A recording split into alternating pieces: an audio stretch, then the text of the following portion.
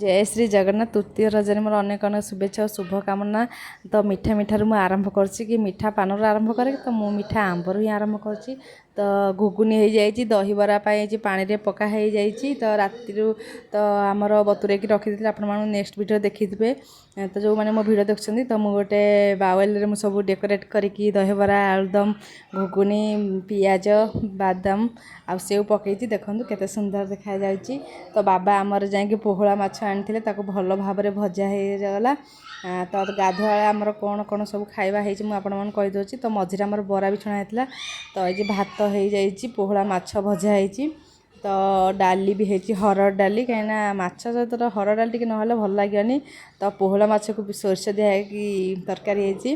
तो खाई पी शोलु। तो बाबा आमर रिलायंस रू जाकि विभिन्न प्रकार छोट छोट बिस्कुट आनी कहीं सका मु बिस्कुट ही खाए डेली बोली बाबा मो आनी। तो आनी माँ को बिस्कुट आनी मैरी गोल्ड माँ खाती पुओं अटार बिस्कुट आनी।